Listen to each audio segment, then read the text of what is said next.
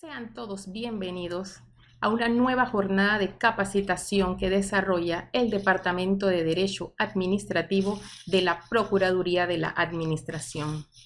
En esta oportunidad desarrollaremos el tema Marco Jurídico Nacional e Internacional en materia de igualdad de género. Y para ello contamos con la magíster Gina Correa, la cual les presento a continuación.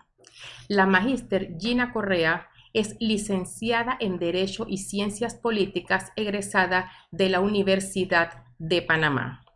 Posee maestría en Derecho Comercial y diplomados y cursos relacionados a liderazgo y estrategia electoral, integración centroamericana, igualdad y equidad de género, así como de gobernabilidad de países en desarrollo. Como experiencia relevante de la magíster Correa, puedo mencionarles que fue fundadora del Movimiento de Mujeres Políticas, asesora técnica en el Consejo Nacional de la Mujer, CONAMU, y mentora de la Red de Mentores de la Fundación en Ciudad del Saber del programa Canal de Empresarias, financiado por el Banco Centroamericano de Integración Económica. En adición a lo ya expresado, podemos mencionar que la magíster Gina Correa participó activamente en la elaboración del proyecto de ley que modificó la Ley 100 para los 70, así como en la elaboración del proyecto Ángel Guardián, todo ello debidamente consensuado entre los asesores de la Dirección de Asesoría Legal del MIDES con la Dirección de Políticas Sociales de este ministerio. Así también coordinó, coadyuvó y supervisó la elaboración de la guía de procedimiento administrativo dentro del sector público aplicable a los funcionarios del Ministerio de Desarrollo Social. La magíster Correa fue presidenta de la Junta Nacional de Autorregulación de Medios de Comunicación durante los años 2010 y 2011 y actualmente es asesora jurídica, formuladora de proyectos de ley en la Asamblea Nacional de Diputados. Los dejo para este desarrollo del... Me place compartir con ustedes esta capacitación que hemos denominado el Marco Nacional e Internacional en materia de igualdad de género. Los objetivos que pretendemos lograr son el conocimiento de los aspectos jurídicos en materia de género, así como también aspectos básicos de la legislación nacional e internacional en materia de igualdad de género. Antes de entrar en el análisis de las 5 leyes que quiero compartir en el día de hoy, quiero hacer referencia a los antecedentes que precisan la operación institucional y que son el marco precisamente de la regulación normativa que rige en nuestro país. Es importante saber que Panamá, como signataria de la Organización de Naciones Unidas, donde están registrados más de 194 países, ha sido parte de todas las conferencias regionales que se han realizado a lo largo de los años desde 1975 en relación a la discusión sobre el desarrollo en materia social, económica, cultural y ambiental. Y el eje de género siempre ha sido un eje transversal. En 1979, Panamá es signataria de la Convención para la erradicación de todas las formas de discriminación contra la mujer. En el año 1979, y Panamá pues lo ratifica como ley de la República en 1982. Igualmente, otro gran precedente en materia de género es la Convención Belén do Pará, la cual se firma en 1983. Panamá también es signataria de la misma y esta busca la erradicación de la violencia contra la mujer. Ambas normativas es lo que orienta a que en los países se creen mecanismos o movimientos de mujeres para garantizar los propósitos de estas convenciones. Y es por ello que dentro de los países se comienza entonces a gestionar desde normativas hasta la creación de instituciones rectoras o regentes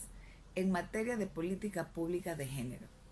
Uno de estos organismos creados desde 1995 fue el Consejo Nacional de la Mujer, precisamente para comenzar a articular y a transversalizar todas estas iniciativas discutidas en estas conferencias que les he mencionado y sobre todo que están consignadas en ambos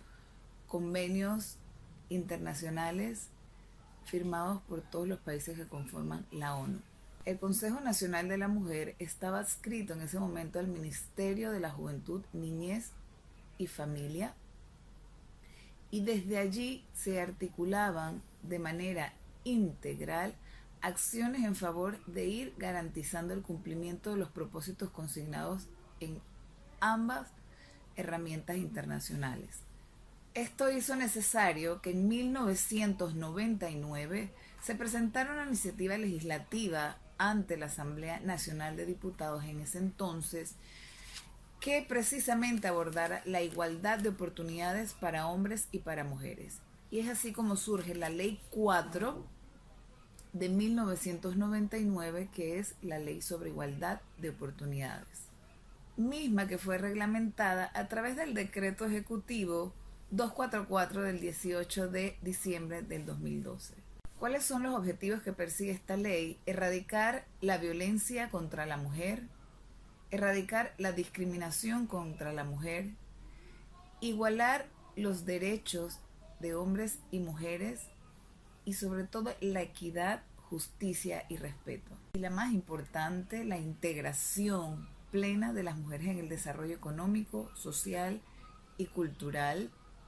Y agregaríamos hoy por hoy el ambiental del país. En el capítulo primero encontramos el desarrollo humano y económico, en el segundo el poder y participación política, en el tercero la equidad jurídica, en el cuarto la familia, en el quinto trabajo, en el sexto violencia contra la mujer, en el séptimo salud, el octavo es vivienda, el noveno educación y cultura, el décimo medios de comunicación,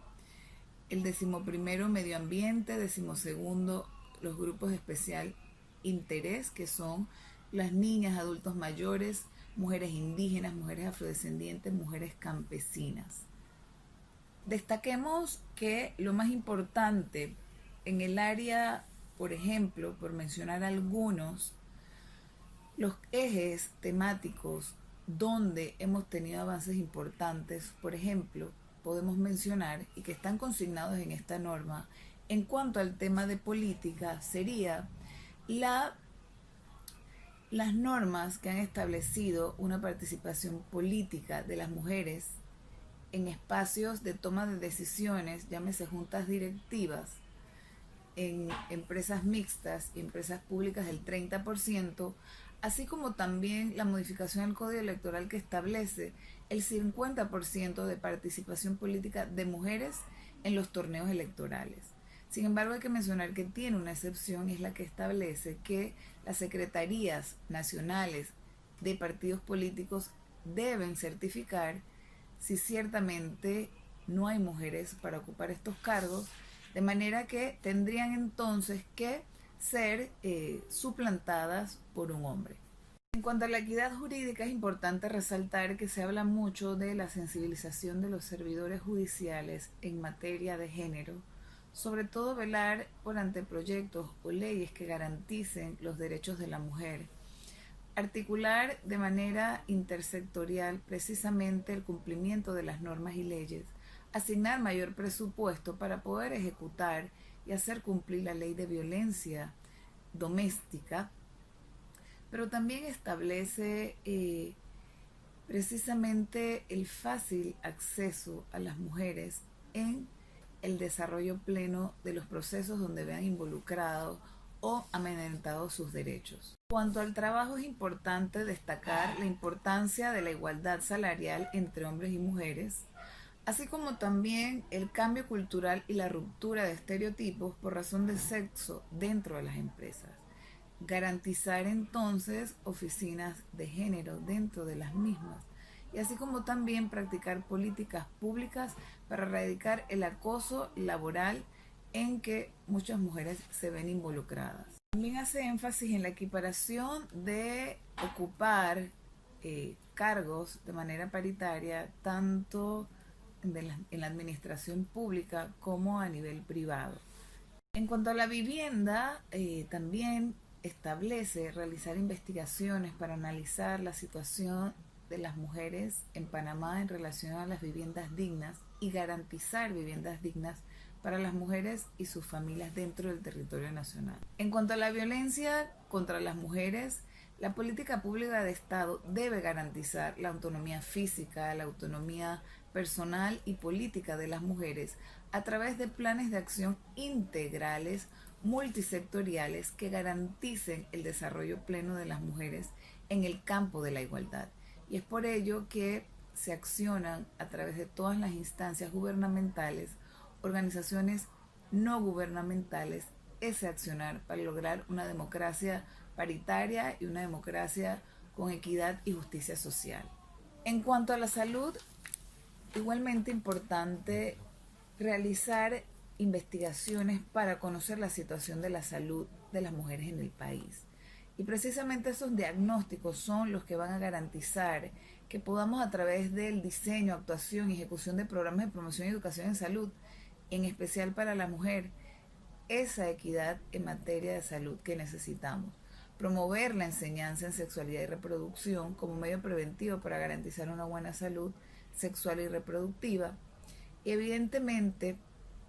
incentivar a que más mujeres accionen en el campo de la salud para poder entonces desarrollar programas que atiendan a la problemática que va en incremento en nuestro país acerca de los temas de la salud mental, salud sexual y reproductiva, el tema de atención sanitaria, entre otros. En el campo del medio ambiente, sobre todo incentivar a las mujeres de áreas rurales, las mujeres campesinas, el tener más acceso a créditos a través precisamente de capacitaciones que le permitan conocer planes de negocio que puedan implementar para ser autosostenibles y garantizar precisamente esa autonomía financiera que requieren las mujeres, y sobre todo que la mayoría de las mujeres o estamos dentro de un rango de informalidad alto en el país. Entonces es muy importante enfatizar en este sentido, es decir, darle mayor oportunidad y ventaja a las mujeres en el campo de la tierra. En materia de educación sí es más amplio el espectro, pero yo quiero hacer énfasis en tres, que es desarrollar programas de educación sexual desde el nivel preescolar, orientar a las mujeres en la elección de carreras no tradicionales y de mayor remuneración. Eso es sumamente importante, así como también programas y materiales de alfabetización bilingüe que incorporen sectores tradicionalmente marginales, elaborar la guía del profesorado sobre igualdad educativa de los sexos, establecer cursos de aprendizaje prácticos para ambos sexos y promover la actividad física y deportiva en niñas y la práctica deportiva en las mujeres. También orientar a las mujeres a que precisamente desde sus entornos puedan influir con énfasis en temas de igualdad de oportunidades y sobre todo la relación que existe entre hombre y mujer y sus derechos. Otro aspecto importante es capacitar a los docentes en el componente de género. El decreto 53 del 2012, que es el que pues regula la ley 4 del 99, lo que viene a establecer son las competencias de cada institución del Estado frente a los compromisos adquiridos en la Ley de Igualdad de Oportunidades. Y es evidente pues que en el campo de la educación es al Ministerio de Educación que le corresponde ejecutar estas medidas. En tema de salud, al Ministerio de Salud. En el tema de vivienda, pues al Ministerio de Vivienda, y así sucesivamente. Pero el fiscalizador o el rector de la política pública social siempre va a estar a cargo del Ministerio de Desarrollo Social, antes pues llamado Ministerio de la Juventud, Niñez, Juventud y Familia, el MIJUNFA. A partir del 2005 entonces cambia el nombre al Ministerio de Desarrollo Social, pero sigue siendo el rector de la política social del país y por ende tiene la responsabilidad de ser el garante del cumplimiento de los propósitos que nos hemos establecido precisamente para impactar en el tema de igualdad de oportunidades. Y para ello menciono, tiene un consejo técnico asesor, que es el Consejo Nacional de la Mujer, y más adelante veremos cómo en articulación con la creación del Instituto Nacional de la Mujer, que viene a ser el rector de la política pública en materia de mujer, realizan un trabajo de articulación para lograr precisamente los resultados que debemos lograr como país en materia de género. Hoy nos estamos refiriendo a estas 5 leyes porque son con las que mayor cotidianidad accesan las mujeres frente a las desigualdades que se vive en el día a día. Ahora me quiero referir a la Ley 38 del 10 de julio del 2001, que precisamente aborda el tema de violencia doméstica. Y en esta se consignan en su capítulo 1 las definiciones, en su capítulo 2 las medidas de protección, en el capítulo 3 las competencias, en el capítulo 4 disposiciones penales y procesales, en su capítulo 5 el de violencia doméstica y maltrato al menor, el capítulo 6 disposiciones finales. Y me voy a permitir leer el significado de violencia doméstica que está consignado en el capítulo 1, que dice lo siguiente: es el patrón de conducta en el cual se emplea fuerza física o violencia sexual o psicológica, intimidación o persecución contra una persona por parte de su cónyuge, excónyuge, familiares, parientes, con quien cohabita o haya cohabitado, viva o haya vivido bajo el mismo techo o sostenga o haya sostenido una relación legalmente reconocida, o con quien sostenga una relación consensual, o con una persona con quien se haya procreado un hijo o hija como mínimo, por causarle un daño físico a su persona o a la persona de otro para causarle un daño emocional.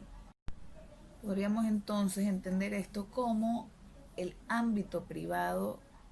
en el que una mujer puede verse entonces subsumida ante casos de violencia doméstica. Otra de las definiciones que vamos a encontrar en la Ley 38 son las que se refieren a la violencia física, a la violencia psicológica, a la violencia patrimonial, la violencia sexual, que están tipificadas en la norma. Y sobre todo, cómo definen en esta norma al agresor, que es considerada la persona que realiza la acción u omisión en la definición de la violencia, sin perjuicio de que estas personas se encuentren protegidas por ley. Dentro de las medidas de protección que podemos destacar, que señala la ley, está precisamente medidas de alejamiento del agresor, medidas de desalojo del agresor de la vivienda donde se cohabita, medidas de aprehensión, medidas de allanamiento, precisamente para analizar la condición puntual que da origen a la violencia, también inspeccionar si existen armas o no, de que las personas ahí se encuentren en inminente peligro, así como también suspender la guarda y crianza, reactivarla,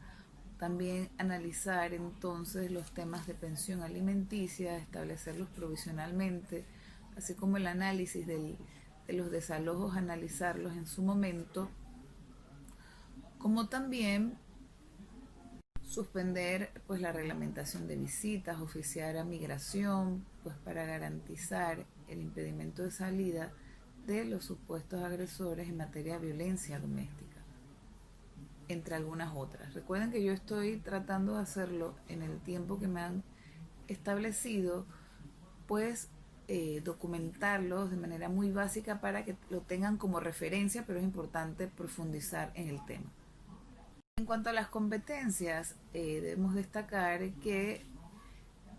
los funcionarios de la Policía Administrativa, el Ministerio Público, autoridades tradicionales en zonas indígenas tienen competencia entonces para aplicar las medidas de protección consagradas en el artículo 4 de esta ley. Es importante destacar que el accionar se inicia con la petición de parte interesada o de oficio. Es importante destacar que hay que respetar pues la jurisdicción de las autoridades relevantes en esta materia y que las mismas permiten entonces recursos de apelación, sobre todo las medidas de protección. Se pueden entonces recurrir según la competencia de las autoridades correspondientes. Es importante destacar que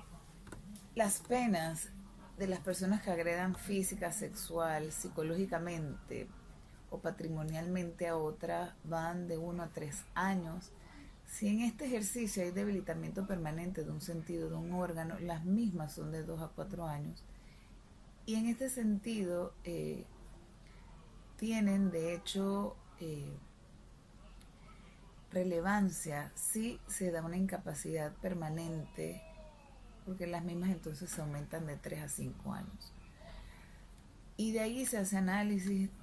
si se tratan pues de agresores primarios, porque el juez de la causa podría entonces considerar otras medidas accesorias, como por ejemplo medidas de seguridad curativa, entre otras, que consisten en programas de tratamiento terapéutico multidisciplinario que pudieran entonces coadyuvar a trabajar de la mano con el agresor para precisamente pues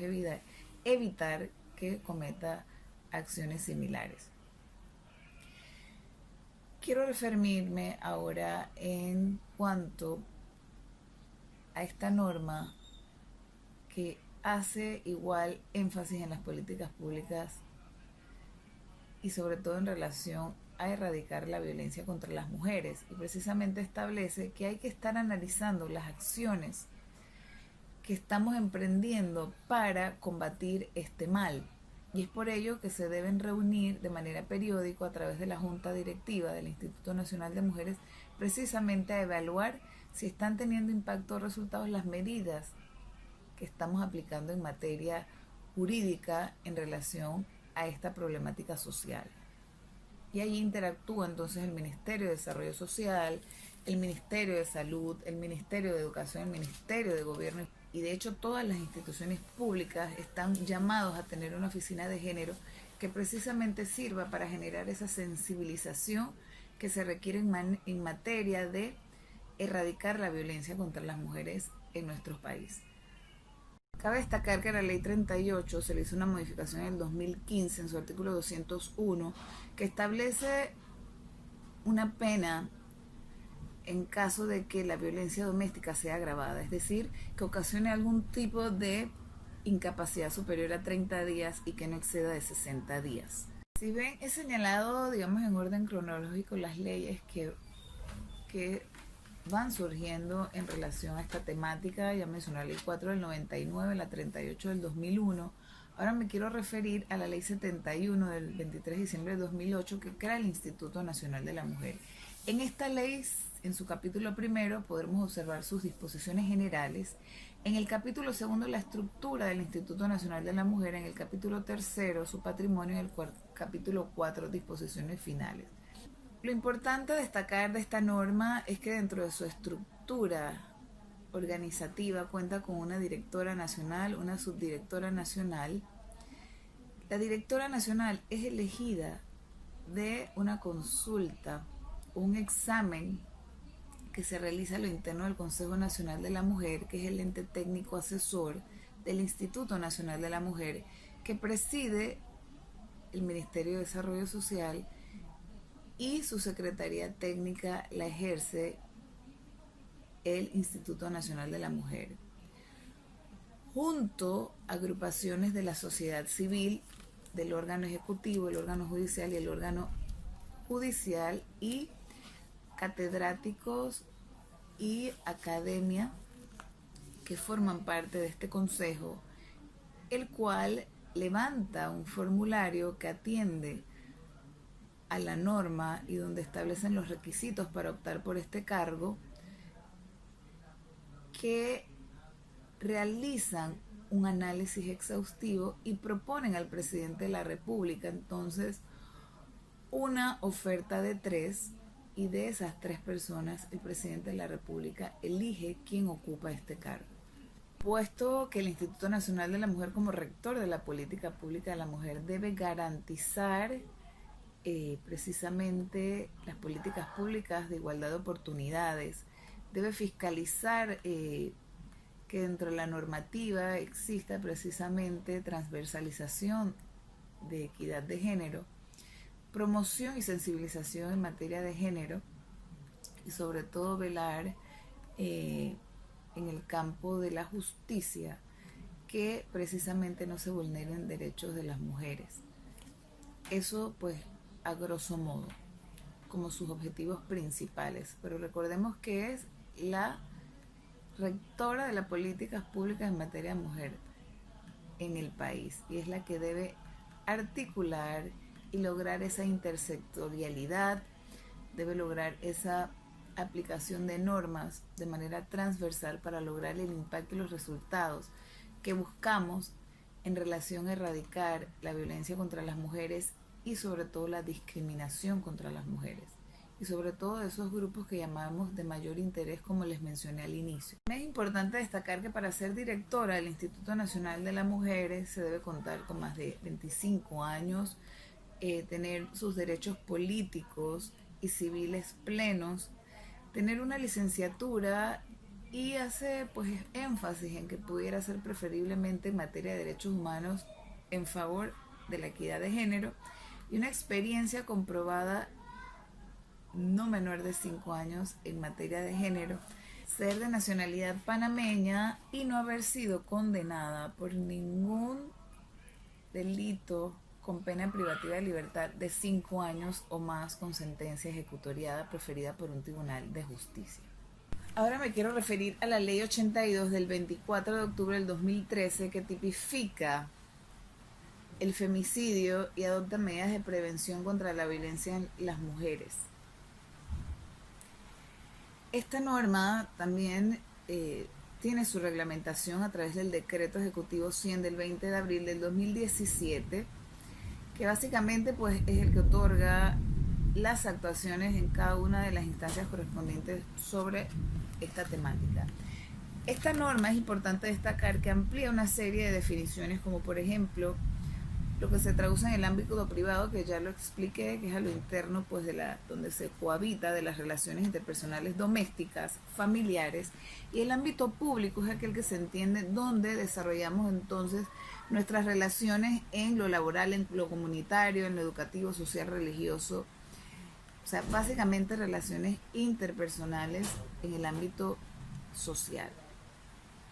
También tiene la definición del femicidio. Y femicidio no es más que causarle la muerte a una mujer basada en la pertenencia al sexo femenino por causa de la discriminación o cualquier otra forma de violencia. También en esta normativa nos habla del acoso sexual, del acecho sexual, que son, digamos, palabras que están muy, muy vinculadas con esta temática de violencia contra la mujer. Así es como las mencionadas anteriormente, la psicológica, la política, la sexual, la patrimonial, también hay comunitaria, simbólica, obstétrica, mediática,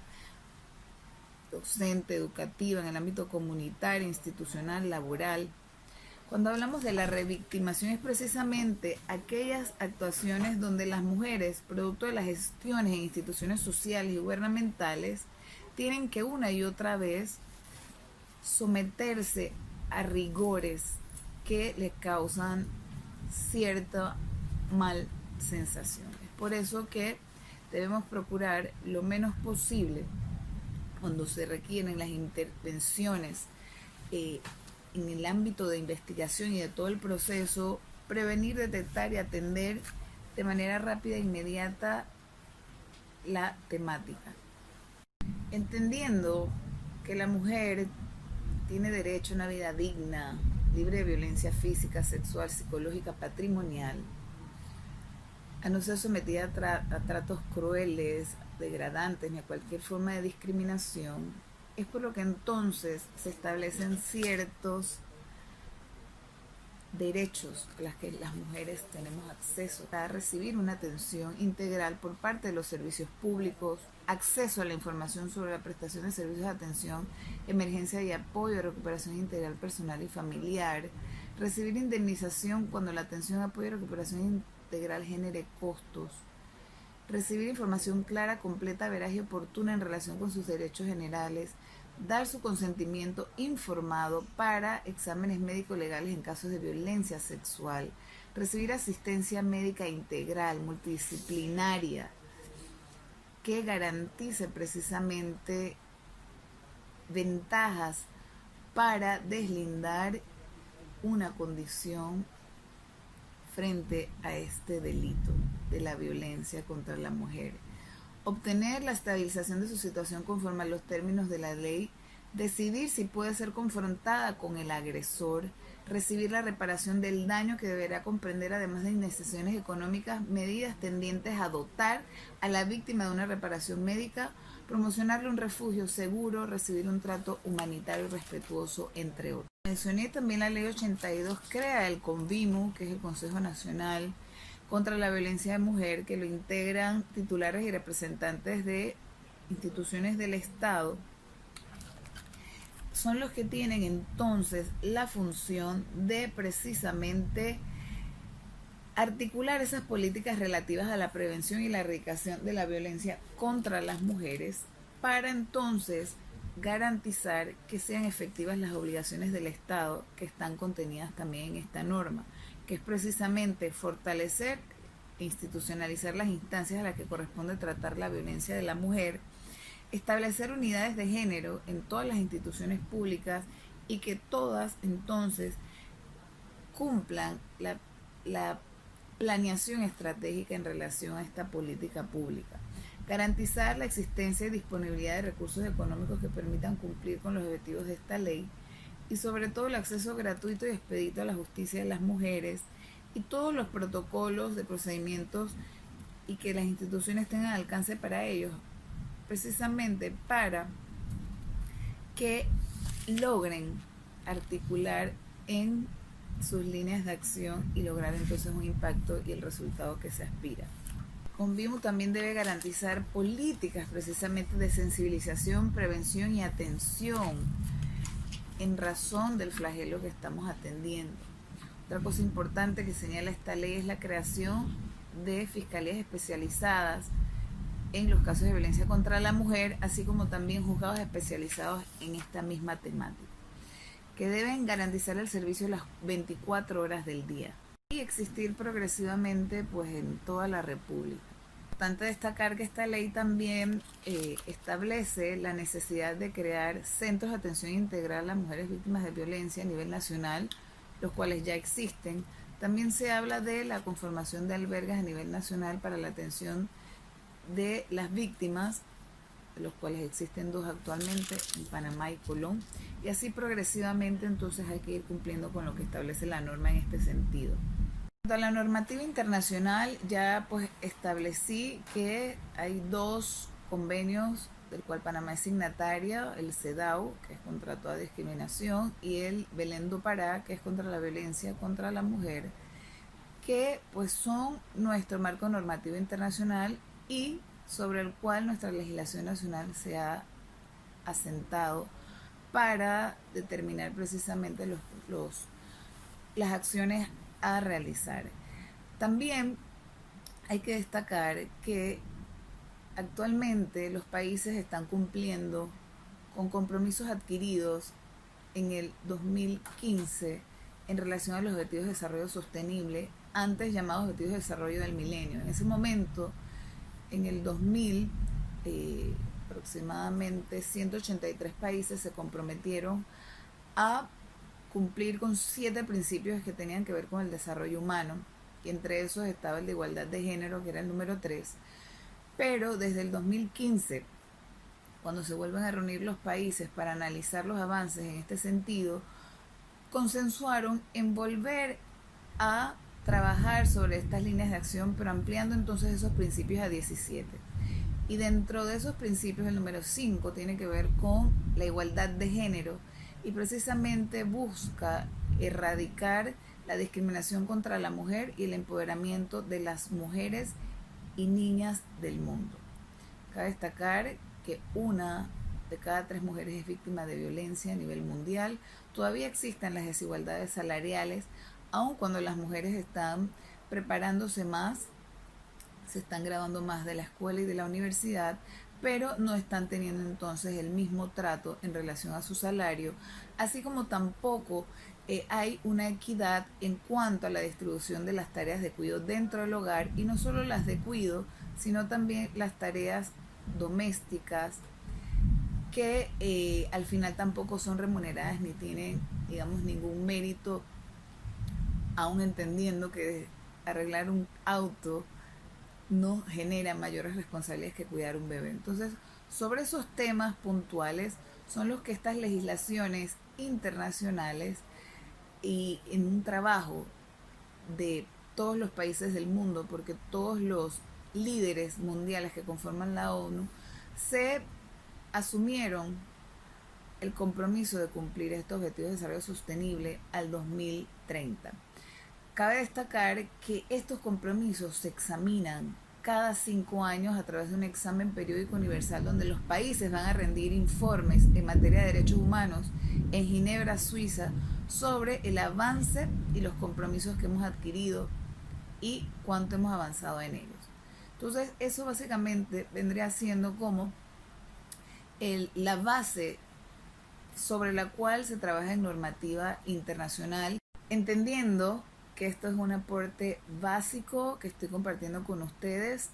en relación a la temática de género.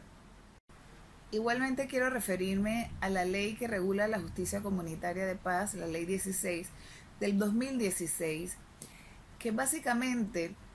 al ser un ente mediador dentro de conflictos o controversias que se susciten dentro de las comunidades, y donde tiene la potestad precisamente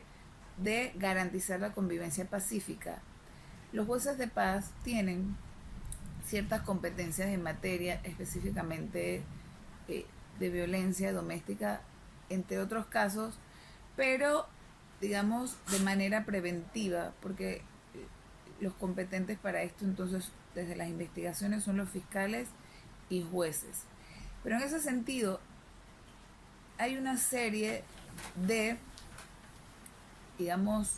responsabilidades que ellos pueden asumir en relación a esto, y básicamente están consignadas en el artículo 45 en los casos de violencia doméstica. Entonces los jueces de paz pueden aplicar medidas de protección, como por ejemplo ordenar al presunto agresor que desaloje la casa o habitación donde cohabita con la víctima, ordenar al presunto agresor también una orden de aprehensión siempre y cuando la víctima se encuentre en urgencia inminente. Igualmente es importante destacar que puede autorizar a la víctima para que se radique junto a su familia en un domicilio diferente. En el caso que el agresor realice actividades que impliquen el uso de armas, también puede ordenar la suspensión del permiso de armas.